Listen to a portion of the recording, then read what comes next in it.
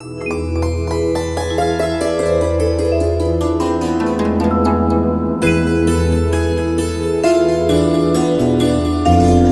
जीवन एक ऐसी सुलझी पहेली है जिसे उलझी हुई समझा जाता है।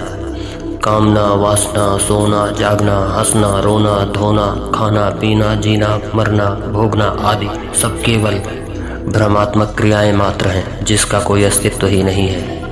यहाँ ऐसी प्रत्येक क्रिया के शब्द उच्चारण में ही उसका अंत ना से होता है, अर्थात नहीं से होता है। जैसे कामना, ऐसी इच्छा जो पूरी ही नहीं हो सकती।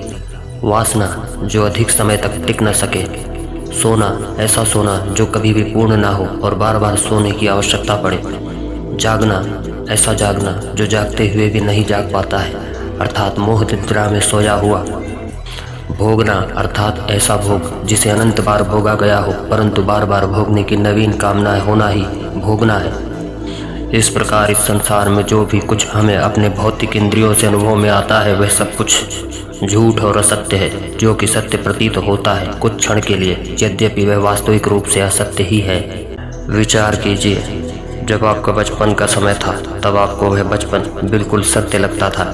यही लगता था कि ये सभी छोटे बच्चे मेरे दोस्त हैं, मैं भी बच्चा हूँ। परंतु कुछ समय बीता, अब आप जवान हो गए और उस समय स्वयं को देखकर आपको यही लगता था कि मैं जवान खूबसूरत हूँ, मेरे दोस्त भी हैंडसम हैं, सब मेरे जैसे ही हैं। उस समय कभी आपने विचार किया कि कभी जिस बचपन को आप सत्य मान रहे थे वो आज असत्य हो गया, क्योंकि वर्तमान में आप बच्चे नहीं जवान हैं। इसके बाद और समय बीता, अब आप 35 से 50 वर्ष की आयु के हो गए। अब आप पीछे मुड़कर देखिए, क्या वो जवानी सच में थी? आप कहेंगे नहीं, अब मैं जैसा हूँ ये सत्य है।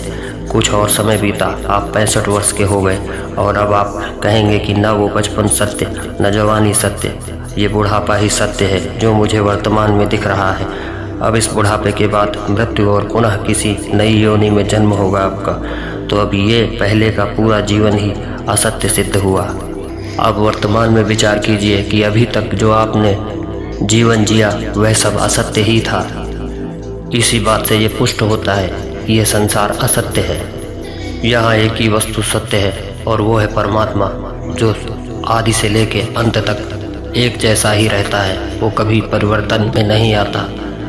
इसलिए जीवन के जिस पड़ाव में आप इस सत्य से परिचित हो जाएं तो स्वयं को पहचान लें और अपने मूल को पहचानिए। आप भी सत्य ही हैं, परंतु आपने असत्य को स्वीकार कर लिया, उसे सत्य मान लिया, इसीलिए आप असत्य हो गए।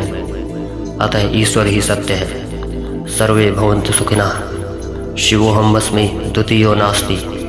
नमः पार्वती पतये। हर हर महादेव।